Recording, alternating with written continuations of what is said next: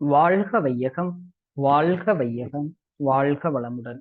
வேதாத்ரி மகரிஷி அவர்களின் நாள் ஒரு நற்சிந்தனை. நாள் பிப்ரவரி 7. தலைப்பு குடும்பக் கலை. யோக முறையிலே எளிய முறை குண்டலினி யோகம் என்ற ஒன்று முக்கியமானது. அதன் பிறகு உடற்பயிற்சி, அதற்கு மேலாக அகத்தாய்வு, அகத்தாய்விலே எண்ணம் ஆராய்தல், ஆசை சீரமைத்தல், சினம் தவிர்த்தல், கவலை ஒழித்தல், நான் யார் என்று வினா எழுப்பி விடை காணுதல் என்ற அளவிலே வருகிற போது, இந்த விளக்கமெல்லாம் தெரிந்த போதும் மனமும் தூயதாக தெளிவாக இருக்கிறது. இருட்டிலே இருக்கின்ற போது அங்கு நல்ல வெளிச்சம் வந்தால் எப்படி இருக்கும்? மேல் தளத்திலிருந்து படியிலே இறங்குகிறோம் என்று வைத்துக் கொள்ளுங்கள். விளக்கு இல்லை. சில சமயம் படி இருப்பதே தெரியவில்லை என்றால் என்னவாகும்?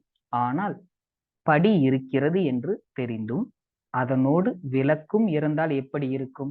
அதுபோல் வாழ்க்கையிலே தெரிந்து கொள்வதற்கும் தெரிந்ததை நடைமுறைப்படுத்தி திருந்தி உறுதி எடுத்துக்கொண்டு அந்த முறையிலே வாழ்வதற்கும் ஏற்றதோர் பயிற்சிதான் மனவளக்கலை. அதற்கு மேலாக உடலை நன்கு உறுதியாக வைத்துக்கொண்டு ஆன்மாவை வளர்த்து கொள்வதற்கு பெரும் துணை புரியும் கலைதான் காயகற்ப கலை. அதை ஒழுங்காக செய்து வந்தால் மனிதன் எந்த நிலைக்கு உயர வேண்டுமோ அந்த நிலைக்கு உயரலாம். குண்டலினி யோகம் செய்வதற்கு உயிராற்றல் போதிய அளவு வேண்டும். அந்த உயிராற்றலுக்கு வித்து ஆற்றல் வேண்டும். இதையெல்லாம் உறுதிப்படுத்தி கொடுக்கக்கூடியது காயகல்பம்.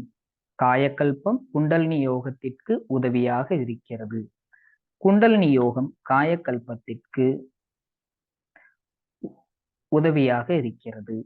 ஆகவே இரண்டு வழியாலும் உடலையும் மனதையும் இணைத்து முன்னேற பயிற்சி செய்கிறோம். இது குடும்பங்கள் எல்லாவற்றிற்கும் மிக அவசியம்.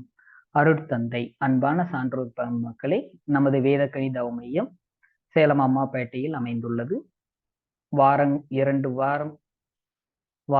மாதம் 2 முறை நமது வகுப்புகள் நடைபெற்றுக் கொண்டிருக்கிறது.